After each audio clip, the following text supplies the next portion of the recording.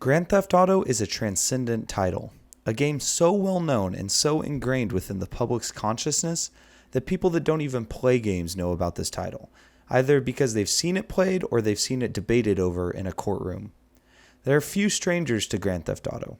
For most, it's a fun open-world sim that allows player freedom in a sandbox to run around and explode as much as you explore. Unfortunately for others, it's a running over hookers simulator that's corrupting young minds everywhere. Balancing this perception doesn't appear to be important to Rockstar at all. Instead, they're much more concerned with doubling down on the absurdity, on the violence, on everything that has gotten them in trouble in the past. Too lewd and sexual? Let's double down on the strip clubs. Politicians angry about prostitutes in video games? Let's add more in more detail and give the player more options. You see, the thing about Grand Theft Auto is that it's not at all concerned with creating a piece of art like other games might be. It knows what it is, and it knows what it's capable of. What then is GTA capable of? It's capable of showing, embracing, and encouraging a side of humanity that is not missing in any of us. An impulsive, deadly side that is willing to do things just to see what happens. It's capable of making a point without preaching. It's absolutely political in how apolitical it is. Grand Theft Auto is capable of a lot of things, but maybe the most important thing is fun. Rockstar Games' approach to open world design has profoundly shaped the way developers have gone about open worlds, particularly with the three-dimensional titles. Rockstar has continued to adjust and perfect a game design philosophy that really began to take shape with the release of Grand Theft Auto 3. Fast forward to the advent of new hardware, and Rockstar was gearing up for their most ambitious title yet. Their design goal was to create the sort of open world that works in almost every single way, in size, polish, gameplay, and character. The hardware of the PS3 and Xbox 360 allowed them to do exactly that. GTA 4 was released to extraordinary critical success. Its Metacritic score is the third highest of all video games, ever. The game was massively popular commercially as well, solidifying Rockstar as a perennial all-star in terms of video game developers. Because of the new hardware, Rockstar was able to do things with an open world that other games at the time had never been able to. Whether that resulted in depth or breadth is something we will cover. Over the course of this analysis, we will identify the rhetoric of the game, its role in a wider cultural context, and how the game dealt with its shadow of controversy. Furthermore, we will look at its narrative and character, both the city and its inhabitants. We will look at the pacing of its story missions and how the game deals with the massive dissonance that exists between the player and its characters. In addition, we will look at its gameplay and how it can sometimes act as a vehicle for emphasizing the previous two readings of the game. What did Grand Theft Auto do well in terms of its playability? Where did it fail miserably? Why do you have to pay tolls? How have video games changed as a result of this game? There's so much to unpack here, so get comfortable. This is going to sound unlike me, but I'm not going to cover the story in this title much. Of course, I will mention parts, but I won't summarize it or critique it much. There's just so much. The game has a massive pacing issue, and it carries through its third act far too long than it needs to. Due to the mission structure of the game, there's really no easy way to cover a story like this in any sort of timely manner. Please understand that if you feel it truly necessary, you can read a synopsis on Wikipedia. Chances are you've played the game anyway. Across this video series, I hope to map out the design philosophies and successes of Rockstar's four most contemporary releases: Grand Theft Auto 4, Red Dead Redemption, LA Noire, and Grand Theft Auto 5. The reason I picked these titles is because I believe there is an identifiable chasm between GTA 4 and the releases prior to it, including Bully. We'll go in depth with this, of course, but I simply think GTA 4 is a good lift-off point for doing a series retrospective like this. There will be story elements spoken almost immediately and throughout, so this is your spoiler warning, although I imagine you've played the game before. I played this title for 30 hours on the PC. The cutscenes would glitch a lot, so if the cinematics look weird, that is why. Don't let the length feel daunting to you. There are timestamps in the description, and it might be better to take the video in chunks. If you're new to this channel, I normally am much more interested in the thematic and philosophical elements of video games over the gameplay and story. That being said, we are going to cover all of it, so I hope you enjoy. This is Chapter 1 of the Book of Contemporary Rockstar Video Games. Let's head to Liberty City.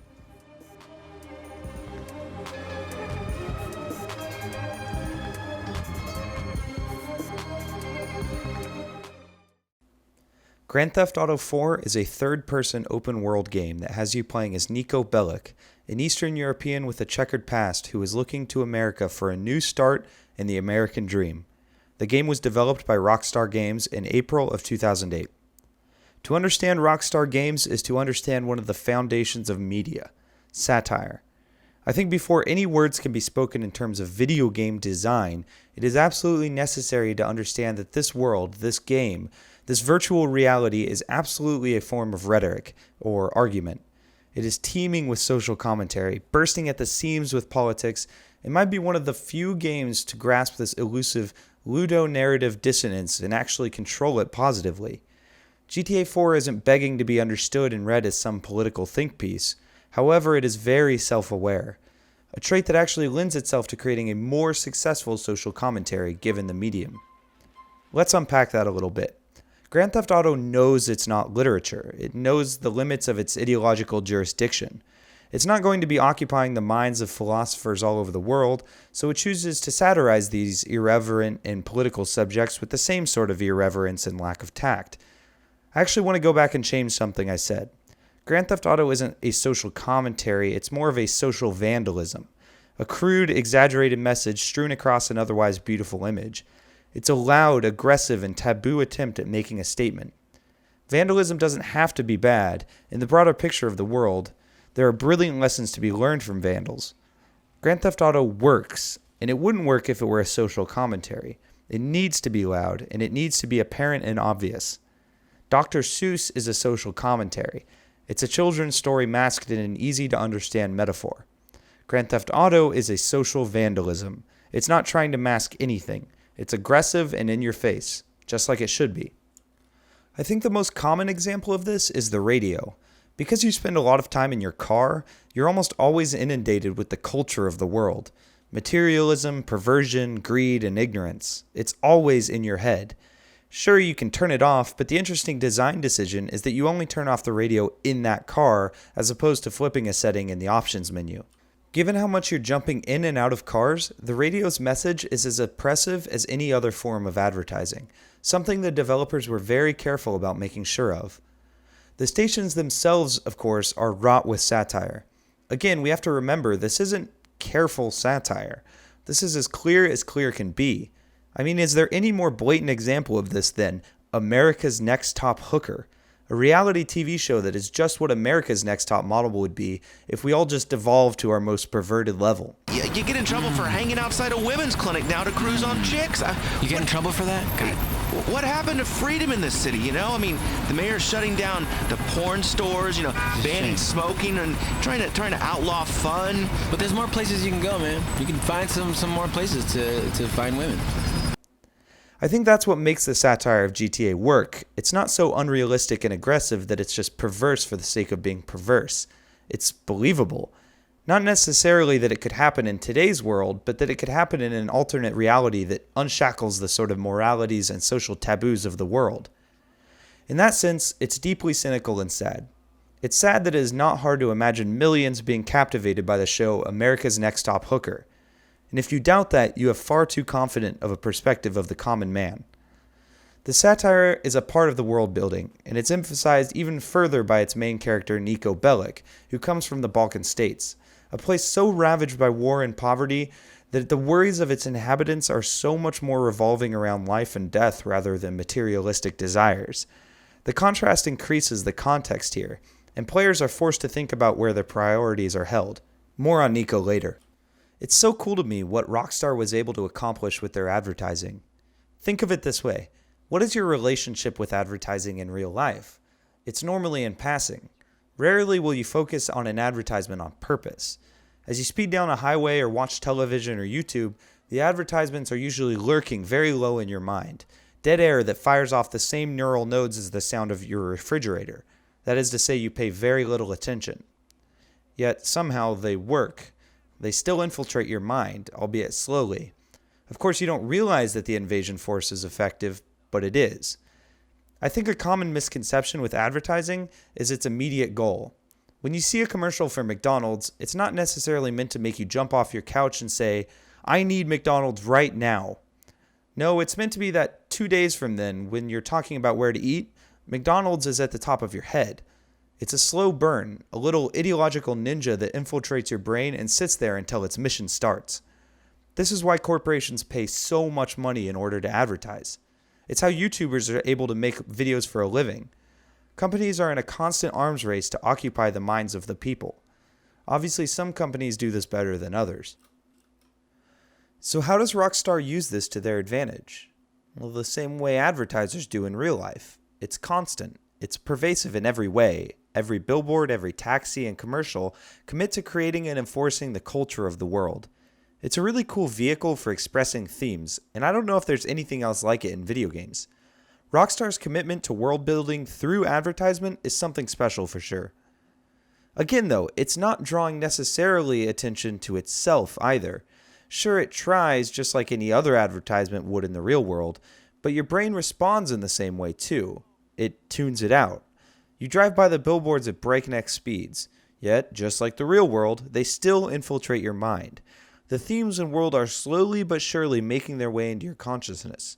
That is absolutely a main factor to how Rockstar makes sure their open worlds feel real. It's not with a bang, but with a tiny ideological ninja planted into the consciousness. I think that the game tends to deal with a number of these themes, but I think one of the most important ones is simply what it means to be American. Not necessarily what it actually means, but instead what the most stretched out, stereotypical American ideas that the outside world tends to think of Americans as. I've gotten some pushback for mixing politics in video games, but I don't know how you can look at a game like Grand Theft Auto and not consider its politics. Again, I think this is all but a bit of a misnomer. I don't even know if I'm happy saying it's politics because I don't really know if the game is politicking anything. Sure, it's satirizing materialism and American greed and perversion, but is that really politics or is it just the social vandalism we spoke about earlier?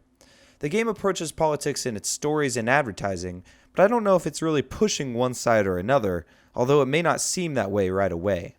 You see, the game makes fun of these sort of libertarian Alex Jones-esque conservative radio shows by giving the airwaves to the most loudmouth dudes, shouting about our freedoms being taken away. The politics within Liberty City are widely anti-establishment conservatives screaming about cliché hot-button issues. In that sense, I guess the developers could be pushing some liberal agenda. The thing is, though, I think it's saying far more about the American dream and the image of America to everyone that isn't currently living within its boundaries. This is absolutely one of the most important things to consider when analyzing Grand Theft Auto 4. Well, really all Rockstar games, as we'll learn. You see, the American dream is one of those enormously overanalyzed and miscredited ideas in media that just seems to be able to fit into any piece of art's theme. The American dream is to literature analysts as phallic symbols were to Freud. It's everywhere. Everything has to do with it. Nothing is untouched by the wide grasp of Western cultural imperialism. I think one of the easiest ways to condense it is by saying that the American dream is the amalgamation of individual freedom and comeuppance, democracy and a white picket fence. You know, like raising yourself up by your bootstraps. I think it's the idea that all who come here have the same opportunity as anyone else, regardless of where they come from or who they are. And I think at its core, this is what GTA 4 is really tackling here. I know I just criticized this kind of thinking, but any analysis of individual satires within the game can usually be analyzed back towards the idea of what America truly represents, as well as the American dream. It's saying, here's what we look like to those who didn't grow up here. This is us, through a different lens. Of course, this is why Niko Bellic is the most important and necessary part of the entire game. The character you play as is as new to this country as anyone else. It's why they emphasize so early on your cousin Roman's ludicrous stories of wealth and excitement. It's why you were reminded that even in Niko's home, the only TV they had was still American television. As much as GTA 4 is a story of betrayal and crime and drama and loyalty, it is in broader terms a story of the disillusionment of an American newcomer, an odyssey through disappointment and depression, through hopes and dreams being run over by a Hummer with an American flag plastered on it. And if I may, and if you choose to indulge me, which you obviously have if you made it this far, I'd like to express what I think is so brilliant about Niko Bellic as a video game character. Before I start, let me remind you that for video game analysis, for me, is fun. I understand when I say this stuff about BJ Blazkowicz being this ideological image of yeah, blah, blah, blah. In reality, it's probably just that the developers of Wolfenstein made a really buff white dude. And this may sadden some, but this is just true. Video games are in their infancy. They're young and crude. That being said, I learned very early on in my time analyzing literature and film that nothing is an accident. If it made it into the film, it was thought about by the artist. Mainly though, it's just kind of fun. Okay, Liberty City is New York City. Now I know Liberty City is supposed to be and look like and act like New York City, but just bear with me here. Liberty City is what New York City looks like through the eyes of someone who has never been to America. Liberty City, to Nico, is the way it is because it is so tremendously radical, so aggressively American, that it appears to him as an over-the-top liberty nightmare. To phrase this differently, I'm almost saying that to those who live in Liberty City, who have lived in America all of their lives, Liberty City just looks like New York City. But through the lens of Nico, through the lens of someone who has only heard about the promises of the American dream, he sees Liberty City. Just the name alone makes sense in this context. It's literally defined by the most American of terms, liberty. It's really an interesting perspective on how we should view, perspective. Sure, with a first-person shooter, it's not hard to imagine that what you are viewing is happening through the eyes of your character. With a third-person title like Grand Theft Auto, however, it's a bit more complicated. Are you watching Nico Bellic through his adventure, just a couple of meters behind him at all times? Are you the puppeteer? I think in the case of Grand Theft Auto 4, the developers wanted you at all times to be seeing the city through the eyes of Nico Bellic. They want you to apply your own experiences and ideas, sure, but ultimately the thematic design of the city is the most effective when seen through an outsider.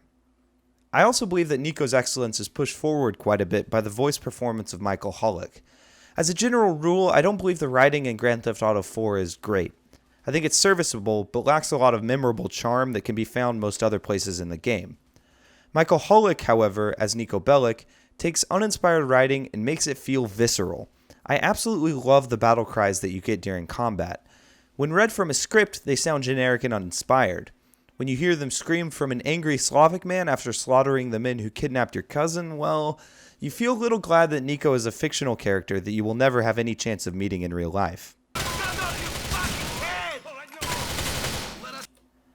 And as I analyze some of his voice work, I'm realizing that he absolutely may be missing some of the mark in terms of nailing an Eastern European accent exactly.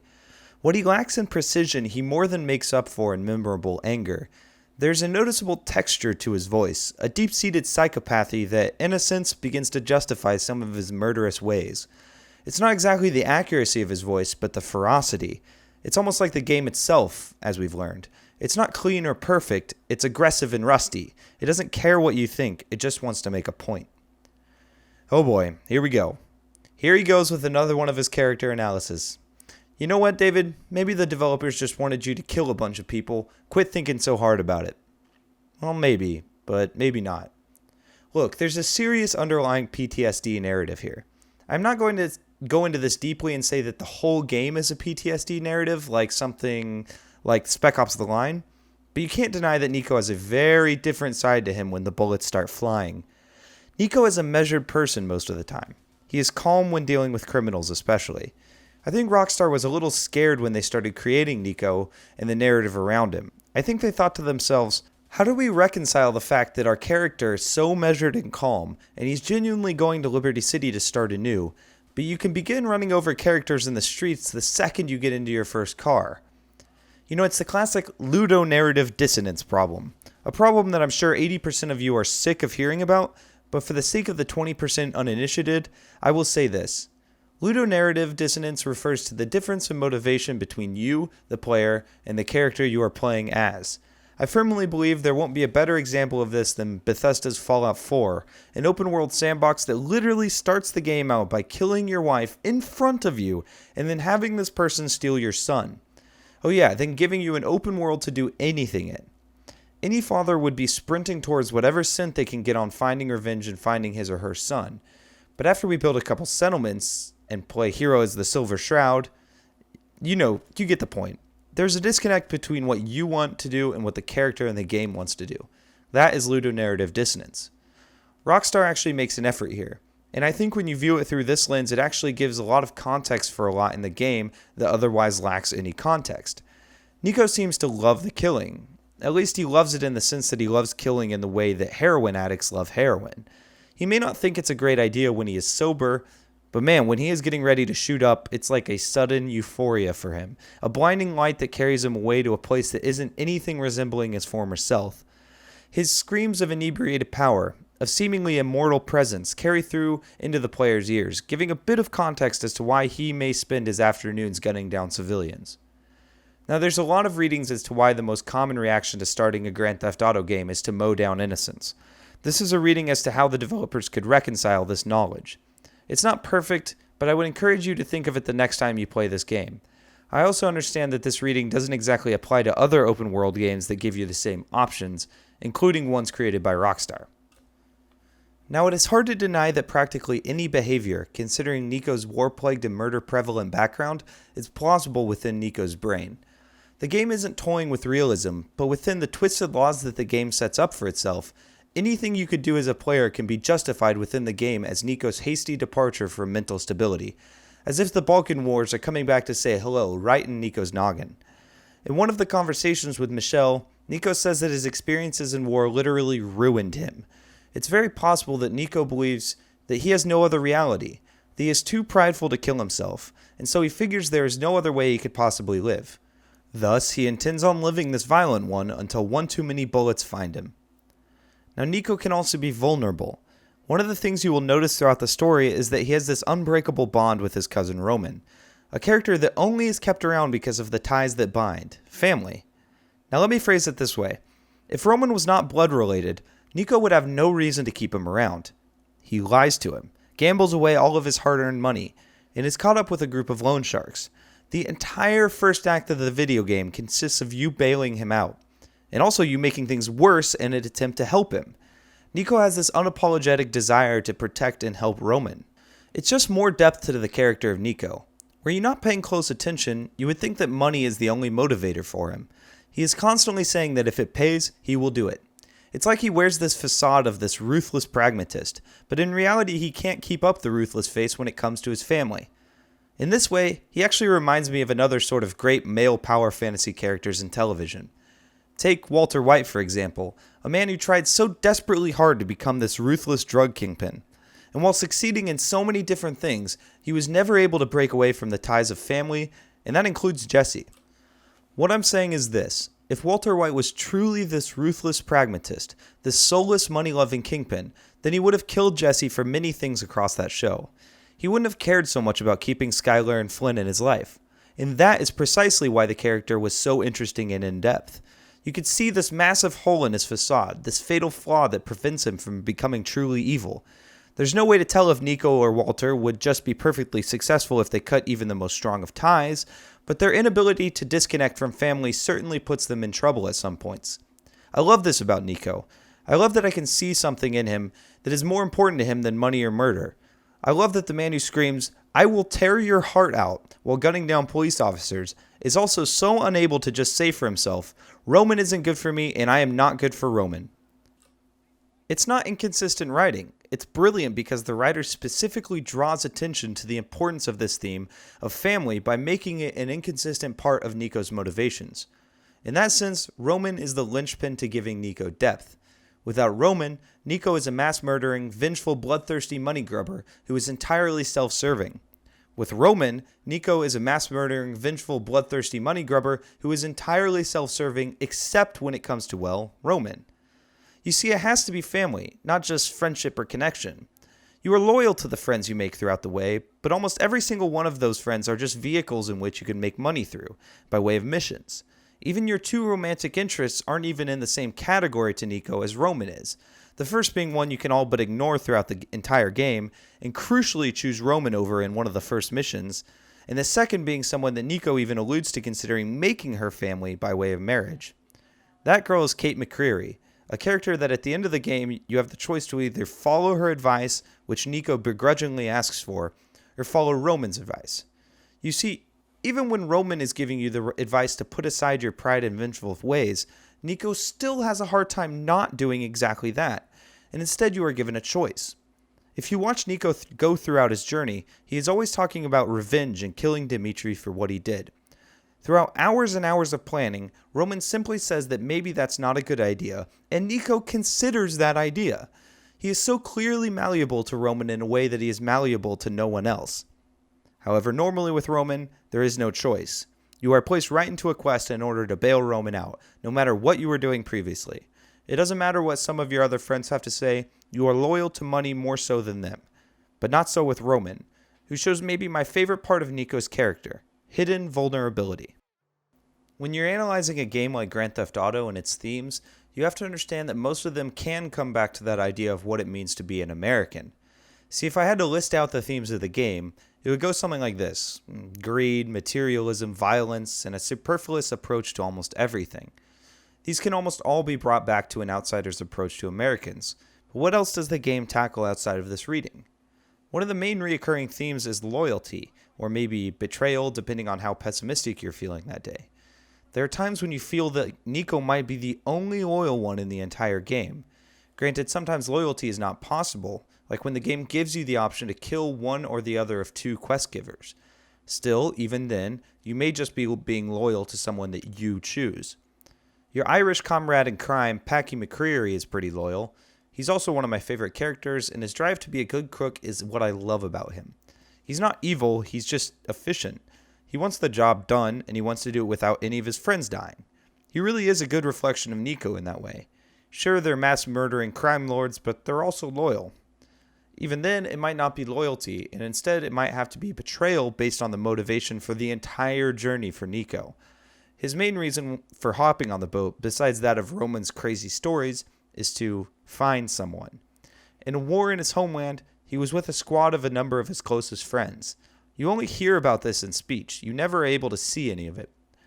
All but 3 of his group were killed because someone in the group betrayed them and gave information to the enemy. He intends to find both in order to find out who it was and kill them. You see, but Nico would never tell you this. Nico constantly acts like his main motivation is money. I actually think this is one of the most interesting thematic readings of the game because it actually doesn't make sense within a gameplay perspective. Let me explain. I have played through this game a number of times, and each time I'm nearing the end of the game, I have such an abundance of cash that there just isn't enough things in the world I could buy. Yet Nico still does these missions and these dirty jobs for all of these mobsters. On the one hand, it could be the developer not balancing the income well enough. But on the other hand, it could be just that Nico knows nothing else. That he says he needs the money, but he really just likes the killing. The thing is, he's just using the money as a vehicle to get to his betrayer. Once he meets one of the possible betrayers and learns he has nothing to do with it, he then lets him live. After meeting the guy that actually admits to doing the betraying, you're still given the option to let him live or die. Okay, to tie this knot off of the topic of loyalty versus betrayal, I think the whole thing is pretty succinctly tied up in your last encounter with the man who betrayed you back in the war. You ask why he did it. It's pretty powerful, just watch. Strange choices! How much? 1,000. You killed my friends for $1,000. How much do you charge to kill someone? You ruined me, you fuck! I needed the money. I had problems. You're a fucking junkie! Kill me then! You fucking hypocrite. He did it for the money. He did it for money. He's not American. He's not from Liberty City. Maybe, just maybe, even the theme of betrayal goes back to the theme of greed as well. Maybe, just maybe, Grand Theft Auto is making a statement here more about humanity rather than the American stereotype. As you're surrounded by corporate greed and individual greed, and people willing to do anything for a quick buck, including CEOs and police chiefs, you are constantly reminded and told that this is the American dream. This is what America is like. This is what liberty will get you. But then, at the end, as the game makes a big deal about having to ship this guy from Europe all the way to America, you learn he did something so dastardly for a measly amount of cash. It's sickening, and it might just be human. Let him suffer. He knows what he did. He doesn't look like he enjoys life too much. Come on. I think above all, that might just be what we can learn most from our thematic exploration of this game. I mean, the game itself might reveal more about us than any other game. You see, I just wrote this line that said, "We are deeply violent people," but I don't even think I agree with that.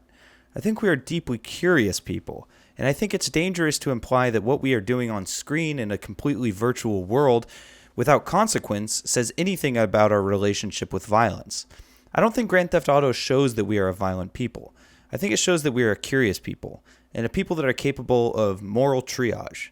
We are capable of understanding the goods and the bads of what the characters are doing, and we are capable of performing the mental gymnastics that say, I can simultaneously enjoy killing innocents in this game and also recognize that I have no desire to do that in real life.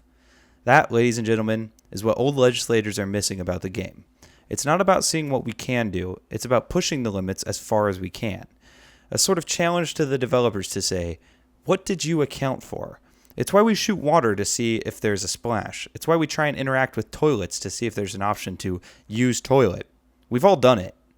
There's some people that have never played a video game before, and if you give them the controller and place them in downtown Liberty City inside of a car, I would bet my bottom dollar most of them would be running over people within a couple of minutes of figuring out the controls. It's what we do. It's human. And I think it's necessary someone is comfortable accepting this and making a fun experience. So for that, I appreciate Rockstar.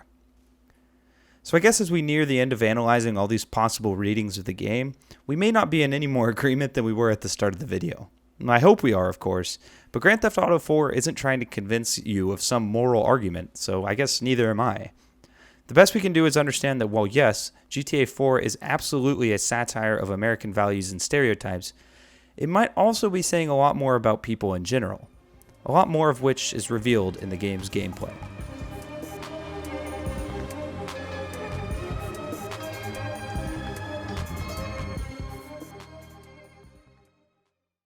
Typically, games will do one or two things when it comes to player and character motivation. I touch on this in almost every one of my videos, but the synchronicity between what the player is doing and what the character is doing is very important.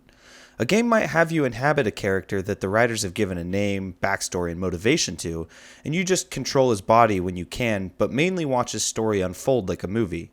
This is like Uncharted's Nathan Drake. Really, the only thing separating the Uncharted games from being movies are the times in between cutscenes that have you playing whack-a-mole with enemies. Alternatively, you could inhabit a vessel, a much more nebulous character designed so that you can project yourself and your motivations onto the character, as if to say, this is what I would do if I were in this situation. I think GTA 4 interestingly might just break the dichotomy here, at least in a sense. You see, Nico has his own backstory and motivations, sure, but at his core he is still a deeply violent man. It's as if the developers are saying, we don't need to give you a vessel because we know exactly what you will be using this vessel for, killing. So let's make a compelling character here, and your ability to project yourself onto him will only encourage you to relate with him further. In that sense, Nico is both a predefined character and a blank slate intended for you to project yourself on, or at least project your car into crowds of people. Accepting this is one of the most important first steps in understanding Grand Theft Auto's gameplay. The game itself, at its core, is an open-world power fantasy, a place for you to get your rocks off, blasting through as many meatbags as possible. When you're examining a game like Grand Theft Auto and its gameplay, however, you really have to index it out into easy-to-digest chunks. It's such a, robust game. I like robust here. It's not deep, it's certainly not narratively complicated. What it is, though, is effectively crammed full of little innuendos and side activities, both significant and insignificant. There's such an extraordinary amount of things to do here, and it's not like a Ubisoft game. Let me explain. Ubisoft has a real need to have you complete objectives. Check this list off, collect this object, do this thing many times. It uses this to inflate the open world to make you feel like there's more to do than there really is. In Assassin's Creed, there may be races or assassins missions or feathers to collect, or thieves missions, or I could go on forever. As Video Game Donkey said better than I ever could, there's not 90 missions. There is the same 3 missions 30 times each. But still, you do them. And I like doing them sometimes. I think it's kind of fun to do repetitive checklist material. With Grand Theft Auto, however, it's different. There's still an enormous amount of things to do, but really the game is only concerned with forcing you to do the main story missions. There's not the same sort of aggressive reminding that goes on in other games. You see, a common endorsement of Grand Theft Auto games comes with this normally. It feels like real life. While this kind of thing normally annoys me, as games have a long way to go before we consider them like real life, GTA's wealth of activities actually contributes to this more than any other game I've played. We touched on this a bit with the advertising and how that contributes to making it feel real, but what else does the game do? Well, there's your story missions, icons scattered throughout the world that usually begin with a cutscene, have a combat-filled middle, and then end with a cutscene. They are almost disconnected from the world in the free roam mode of the game. And while there is not an identified free roam mode, we are going to call any time you are not participating in a story mission free roam. I had written a good bit of this video explaining the gameplay loop of Grand Theft Auto, but if you found this video, there's no way you don't know. Basically, you are either participating in an objective-oriented mission, or you are driving, walking, or flying around Liberty City doing whatever you want. You can call your friend to go bowling, you can run over pedestrians, you can go on a helicopter tour, you can go home and watch TV, you can go to an internet cafe, organize a date with a man or a woman on a dating site, meet them and take them home safely, or brutally murder them. I'm telling you, the best way to make your world feel like it could be real is giving the player options outside of traditional gaming opportunities. The fact I can go home and watch television on my couch serves absolutely no purpose within the narrative, but it actually made me feel very involved in the world. You see, Grand Theft Auto walks this tightrope of giant organic open-world sandbox as well as a narratively driven cinematic storytelling medium. This accomplishment on Rockstar's part should not be without accolade, as it manages to do both than most games do one. The dichotomy is something I think is deeply synonymous with Rockstar Games. At this point, no other developer does it better. There are better linear narrative titles, and there might be better open world titles. There are not better linear open world narrative titles. Wow. It doesn't come without its problems either. You know, I would be open to suggesting that it's not unrealistic that one could just really not like Rockstar Games. First off, the pacing of the story is completely off. Well, there is no pacing. Most of the time you have 3 or 4 quest givers at a time, waiting no matter what for you to walk into their little yellow arrow to start their mission. You can do them in your own order for the most part, and you can do them at whatever time you want.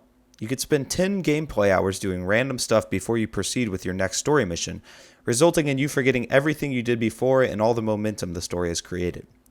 Alternatively, you can do the opposite, which is something I found myself doing. Suddenly, the open world wasn't a character for me anymore. It wasn't beautiful and thematic and a vehicle for the story. It was an annoyance, a barrier between me and the next mission, an extremely large mission select screen that had me playing a driving minigame between each mission. I would just do one mission after another, driving from one to the other on complete autopilot. You know, you have truly fallen victim to this when you start grabbing a taxi right after your mission ends, and taking it straight to the next mission, skipping the ride altogether. It is interesting to me, if I may go off script and off professional here a bit, that the game has the story of sort of an accessory to the real draw here, which is the sandbox. From a purely game design standpoint, it makes me wonder if the missions were even necessary. Or maybe if the implementation of the mission was necessary. I mean, can you imagine a Rockstar open world that doesn't have a story? Maybe you create a character, maybe there are emergent stories, maybe there are missions, more ingrained into the world though, rather than the icons on a map. Am I explaining GTA Online? This isn't like a goof. I haven't actually played it. It sounds awesome if that's the case. The point I'm making is that it's not hard for me to imagine a Rockstar game without the mission structure it currently has. As it currently stands in GTA 4, there's not at all enough content to justify stripping the main story out completely. But again, my gut feeling that it's too speculative to really script out is that Rockstar felt that they had to have deep mission stories. It's why most of them devolve into go here and kill these guys. It's the continued problem of video games having this fetishistic desire to be recognized as movies, that they have to have stories to tell. While I think the story, at least the characters of the game, are good, it doesn't make me question what could have been possible within the world if Rockstar had committed to making the gameplay the story. I don't think the gameplay needed the story, I guess. I wonder if there is a reality out there that consists of a game so confident in its ability to immerse you in a world that it doesn't actually need you to have to check off missions. Take for example the gameplay elements of the friendships. If you do enough quests for someone, they will eventually be considered your friend and you can call them on your phone to do activities. I think this is sort of an awesome way of making the gameplay the story. What do you learn about yourself while doing this? How do you impart yourself onto Nico when Roman calls you asking to bowl and you say no? Is that you saying, the story is nothing for me. I don't care about your feelings, please stop calling me cousin. How differently would you feel if the game didn't force you to do these missions or meet these people, but instead you did so in a more organic way. It's interesting stuff, I tell you. I usually try to avoid doing this stream of consciousness style of commentary here, but these are some deep questions of game design I'm not so sure I know the answer to, so I won't act like I do. I'd like to talk in depth about some of the other gameplay elements here, more so to do with the actual kinetics of the game. First, I don't know if I will ever understand the whole tap the A button to run faster thing. There are 3 ways of moving in GTA.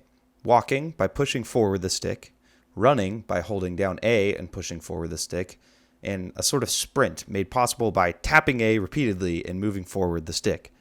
I guess my main thing is I don't know why you couldn't just make Nico sprint by pressing and holding the A button.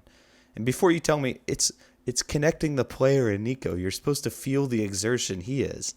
Well, I guess I can sympathize with this, but not really. I mean, I make some pretty excruciating reaches in terms of video game philosophy. But the thing about this one is it's not consistent with anything else in the game. It's just annoying. It's not contributing what you think it does. I mean, if you think that. I would ask how many times you have ever thought that maniacally smashing the A button is any way contributing to making the gameplay feel more real. Sometimes when I play these games, I feel like I'm missing something as to why I have to do that to sprint, but who knows. I might be complaining too much here. It's honestly not that big of a deal. I think as far as the combat goes in Nico's moveset, I'm going to try and be a little more understanding of the controls and the responsiveness. This is a retrospective, not a review, so I have to say that I think cover mechanics have improved a lot over the years and that this game is a bit behind the times now. Nico's ability to snap onto walls is inconsistent at best, and the way that the game handles his acceleration is also really frustrating. Sometimes Nico will flawlessly move from cover into a brisk walk, and sometimes he is unable to move at all. The shooting isn't great either, and no, I'm not talking about the issue with the auto-aim that is synonymous with Rockstar titles. I'm taking issue with the responsiveness of the controls. Again, it's very possible that this is a problem with the buggy PC port. When I wish to fire my gun out of cover, there can sometimes be up to a 2-second delay before Nico actually fires his weapon. It's infuriating, and it's symptomatic of a wider problem of unresponsive gameplay. Furthermore, I will never quite understand why the developers put so many options in the game for hand-to-hand combat. I mean, it's good. I mean, more options and abilities are good. But besides one mission towards the beginning of the game, there's hardly ever a use for it again.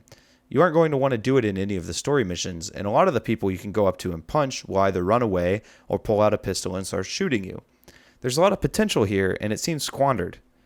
I love how when you shoot someone, their body tends to move realistically according to the shot. If you shoot them in the shoulder, they will spin around and collide with the wall. Fire at their legs, and they will fall to the ground and attempt to crawl away. This was something that developers still struggle with, even today. And props to Rockstar for doing it well. Unfortunately, this just could have been a lot more excellent had it been in a different game. There just isn't much variety in combat here. Most enemies will be easy to take down gun-wielding people, with the few exceptions of gun-wielding people with body armor. Most weapons of yours are pretty lethal, and there's really rarely a reason to use anything other than the assault rifle, which is a big problem to me. Enemy variety is the big issue here, though. I'm not asking for like zombies or monsters or something, but there is some ways that you could spice up the combat. First would be strict enemy variety, which is to say add more types of combatants. Crazed drug addicts that run you down and use the Molotov cocktails to flush you out, a weapon that you can use but no enemies do. How about snipers that take cover on rooftops? That could have been an excellent addition to the police chases, maybe included around Star 4. Military fortifications such as guard towers or makeshift roadblocks with sandbags and pillboxes could have been a cool climax for a fully starred out Nico. Even like Goliath type enemies that could walk slowly but tank damage could have been a cool way to change up the combat. What the combat always devolves to is virtual whack-a-mole fighting non-mobile enemies. I don't know, maybe guard dogs? Like tanks? I'll stop. There's a lot of driving in this game. Maybe more driving than on-foot action, depending on what you do. I think that over the years that this game has been out, the driving has been a hot topic of discussion. I tend to fall on the positive side of this debate. The problem people have is how weighty the cars feel. This is to say that a junker or a big truck tend to take turns and accelerate very poorly. They also really skid the back tires against the pavement, which makes maneuvering around the tight angles of a metropolitan city very difficult. I think in future titles this seemed less of an issue because of how open the world and road design is. In GTA 4, there are few open areas for just pedal-to-the-metal driving, especially in Liberty City's version of Manhattan. The motorcycles might be the worst part to me, especially in the Lost in the Dam DLC. Again, I just feel like this has to be a problem with the PC port. There's no way that there can be any other way. It's terrible. It's as if someone coated the back tire in butter and the floor is hardwood. Any turn will send you into a tailspin. The last time I played GTA 4 seriously was when it came out 9 years ago on the Xbox 360, and I remember enjoying the motorcycles. I don't own a console the game is on, otherwise I would look for myself. Also, this is kind of weird, but indulge me again. I like the toll roads in this game. You can do a lot of things in GTA 4 that won't get you pulled over or in trouble. You can speed by police officers, cause a ruckus, take down a light pole, fling yourself off a ramp at high speeds, just a bunch of debauchery. But if you neglect to pay the city $5, oh boy, if you really goofed up. It reinforces the priorities of the city, especially that theme of greed. I guess above all, the nuance of GTA 4's gameplay isn't really where it shines. It's more in how it puts you in a place that you can create as much havoc as possible. As I revisit all of these Rockstar titles, I do hope that a lot of the game's issues I had gameplay-wise are fixed. But none of them were so bad that it made me think, this is ruining an otherwise great game. I absolutely think GTA's gameplay is holistically good, as if all of the elements come together to create a unique experience.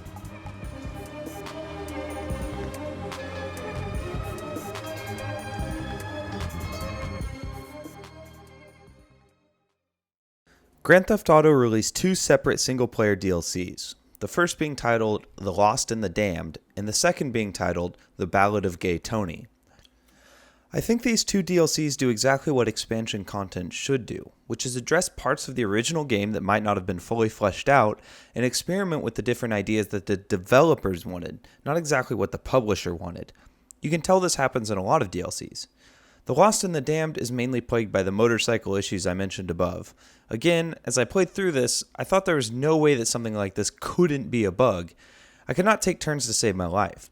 The entire story is essentially about 2 rival biker gangs, so there are motorcycles galore. At its core though, the DLC is a character study, an exploration of values and what it means to be a family. In a lot of ways, it further encourages players to think about all the different themes we talked about earlier, primarily family and the American dream. It asks questions such as, what does it mean to be in a family? Where does friendship and business collide? When you live a life such as these men do, what is even the point of future-proofing? Why not party, drink, and fornicate until you wither and die? Each character in the game resides in such a strict ideological corner that most of the conflict of the game boils down to each of their philosophies being challenged by each other. For example, the character you play as, Johnny, is quite the pragmatic thinker who is always looking at the business and future of the club.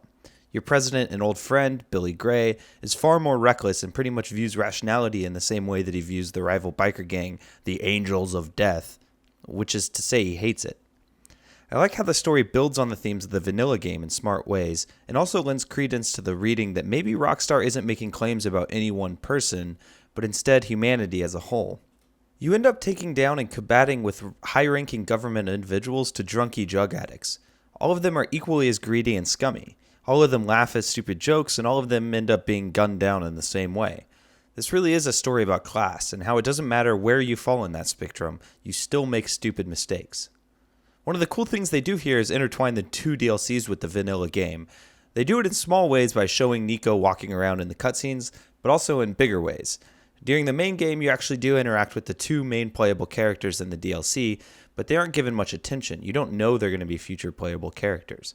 Essentially, the 3 all interact through the wider story of the Diamonds. It makes playing through the vanilla game a lot more interesting because you know how it all sort of ties together. I don't know why more video game developers don't take this sort of approach with single-player expansion content anymore. I imagine it is almost entirely financially dependent, which is to say that it just doesn't make as much sense to put so much resources into creating something like that when you can sell micro-content for so much more without the manpower. It is cool to see developers have fun with their content, though. Speaking of developers having fun with their content, the second DLC of the 2 might be the ultimate example of them doing exactly that. The Ballad of Gay Tony is a tremendously over-the-top tale of greed and superfluousness. One of the things I like most about this DLC is the amount of new gameplay content it brought in, most notably the parachute. Once you get the chute, you never really want to go back. Playing the vanilla game is boring because you can't just jump off every building you want. It includes a lot more weapons, missions, collectibles, and vehicles. All of that actually begins to address a lot of the issues I had previously in the game in terms of variety. If The Lost of the Damned dealt with the problems of family, then Gay Tony deals with themes of loyalty. In this DLC, everything and everyone has a price. Information has a price, you have a price, and your loyalty has a price. Your player character, Luis, is a full-time assistant to the nightclub owner, Gay Tony. Your loyalty to him is the main driving factor of the game, and it takes you down some interesting paths. The two main characters here are constantly fighting against the urge to sell everything away for a quick dollar, including each other. You encounter so many different friends from the original game and play a vital role in the museum section from the original game and The Lost and the Damned. Where the previous DLC was dirty, this one is glamorous and over the top. It's exciting and irreverent, inventive and confident. I like this one a lot more than The Lost and the Damned. I actually don't have a lot more to say about the DLC. Most everything I said before applies, but as a general rule, this is some of the best downloadable content in video games.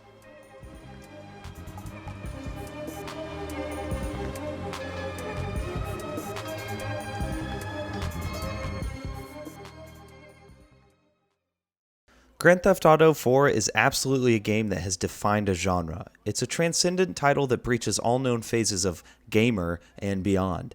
Its presence has touched all games and has influenced entertainment as a whole.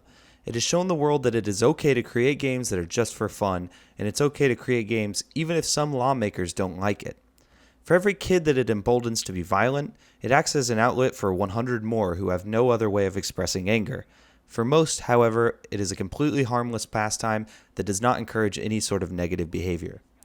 The game itself is flawed. It is certainly not the third best game ever made as Metacritic believes it to be. It is not an Oscar-level acting performance as IGN says it to be. It is above all a gameplay experience that, at the time, was completely isolated to the very disc it resided on. Now we see GTA clones everywhere though.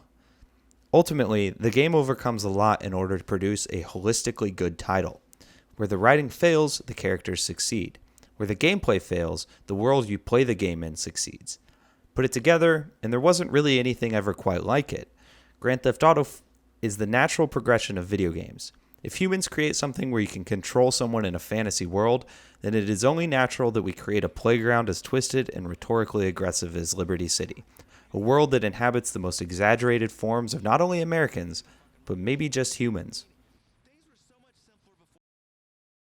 As always, I want to thank you guys so much for watching. These videos are tough to make, and I apologize that this one came out later than I normally would like. It's a bit of a tradition here to do sort of a channel update at the end, and this video is no different. I don't think I'm going to do Game Study anymore.